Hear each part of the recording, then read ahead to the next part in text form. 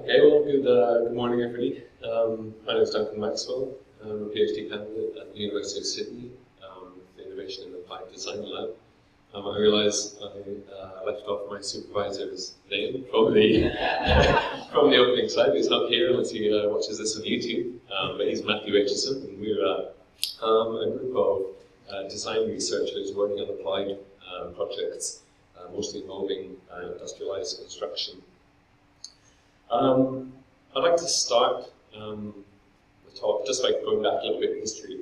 As architects, we've approached this problem acknowledging the sort of failures, I suppose, of modernism. But if we go back 100 years, at the foundation of the Bauhaus, I think it's interesting when we think about what design means, what design value means, to consider that 100 years ago, architects were really seeking to balance the sort of technology, the hard production aspects of design with the art and the softer side. And they were doing this by seeking modular design approaches, which to some critics acknowledge that came off the rails probably and sort of led to the failures of modernism. But it has also led, we believe, to this sort of conflict in the contemporary house building industry. That's where my focus is, industrialized house building, where there's a utilitarian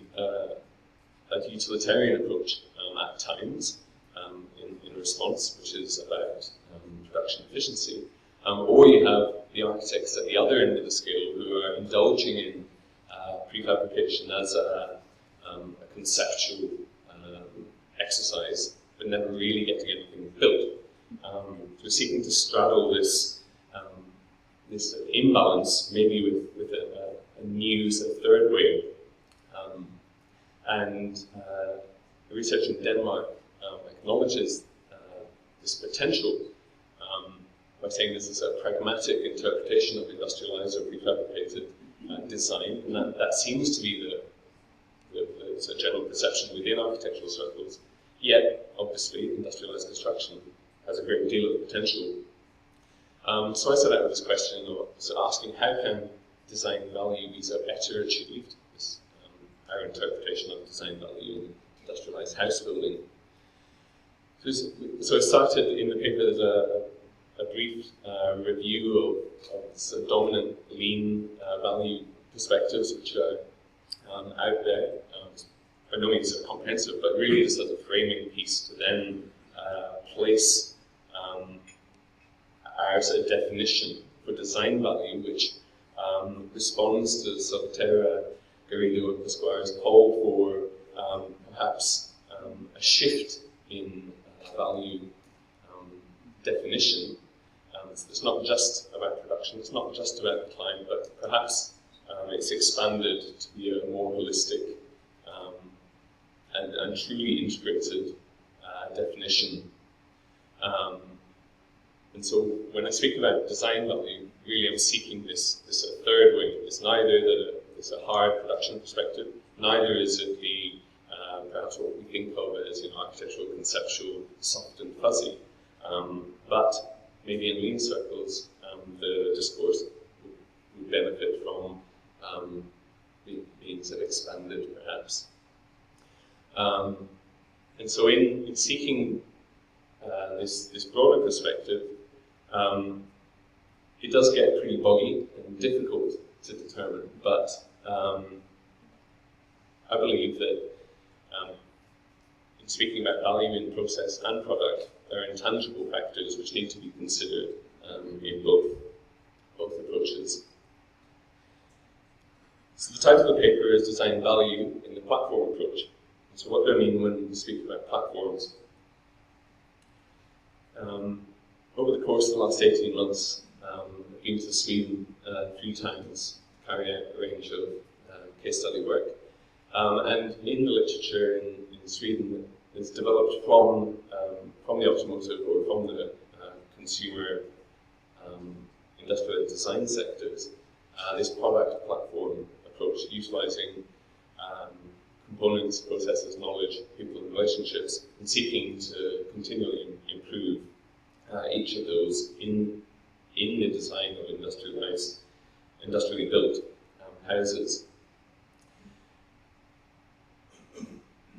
the work that has been done to develop this concept for industrialized house building has developed a range of design support methods which seek to support these four factors by a range of,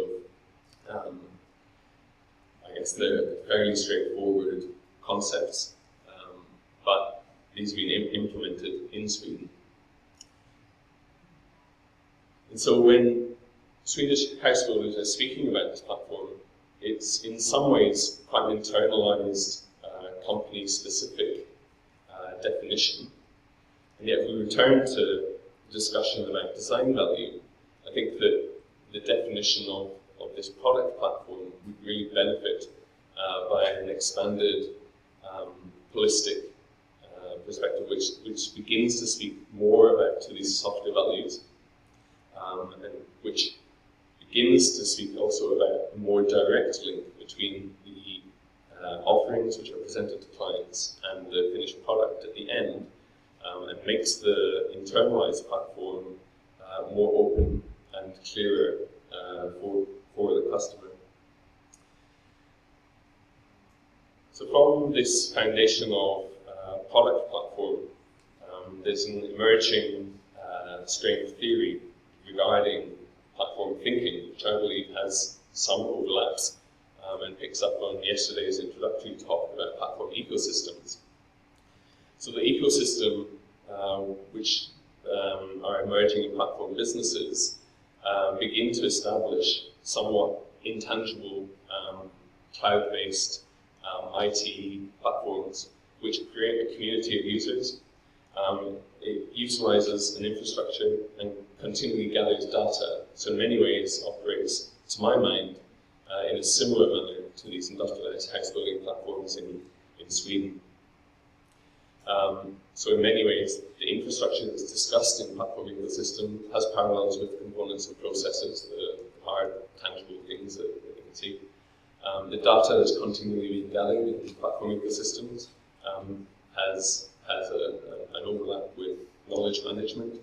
And the community of users is similar to the internal people and relationships that each business establishes. So it's my contention that there's this technical business platform being utilized by house builders. There's a potential that a design value platform can emerge, which, just as industrialized house building platforms are supported by design methods, could in turn support the production platform and lead to this a more democratic, more open design process to link the customer with the offering and the end product. So, yeah, I think that this outlines my hypothesis that really design value benefits from a broader, more holistic perspective, and other industries are exploiting this. So beyond construction, yesterday's talk was a bit of a hypothetical.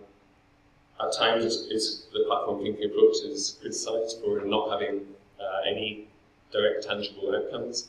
There are companies in America utilizing it for manufacturing through a community of users, and this generates design value through collaboration.